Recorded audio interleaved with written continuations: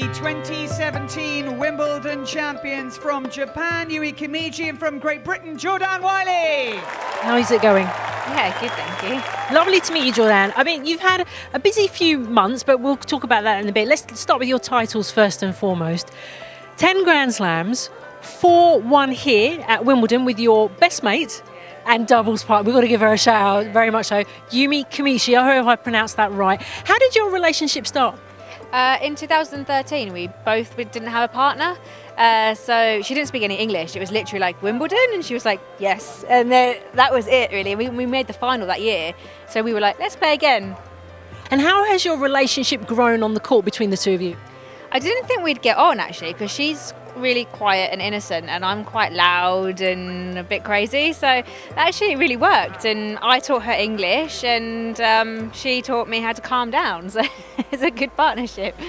Is it between the two of you, are you quite similar in the way in your styles that you play on the court in wheelchair tennis, or does she bring a different dynamic to the game? There are some aspects that are similar, like we're both good movers, but we're kind of very different. She's a tactician, she's very smart, she loves angles, whereas I'm a bit like, I'm aggressive, I'm explosive, so we complement each other quite well.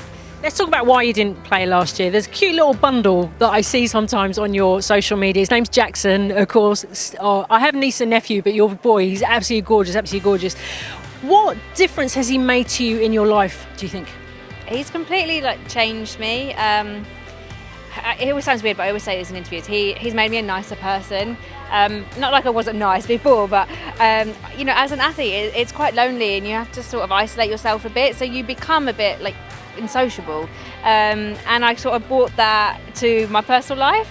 So when I had him, now I'm talking with mums and I'm talking with children, and everything's fun and like in fairyland. So he's made me just a nicer person, and he's made me play better tennis. Speaking of mothers, you talk about how Serena Williams has inspired you. For those who don't know, how has she inspired you in your playing career?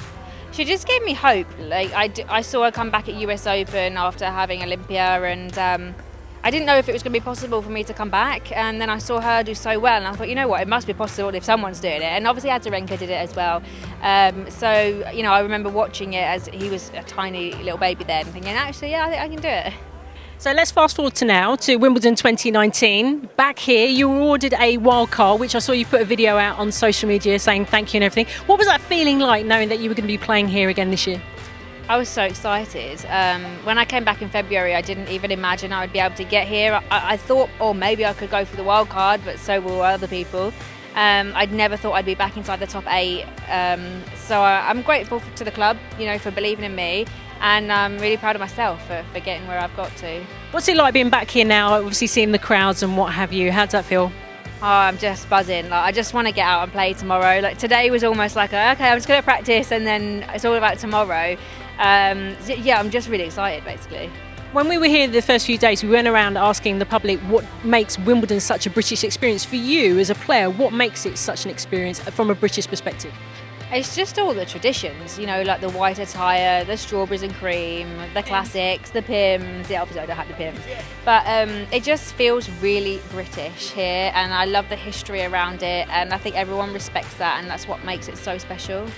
So finally, my last question for you is that this is a special Wimbledon for you. I mean, I know you've talked about the Olympics already, that maybe Tokyo will be your last one here, but I just want to take your mind back to 2017, and you thank the crowd for staying to watch you. How has wheelchair tennis grown from then to now for you?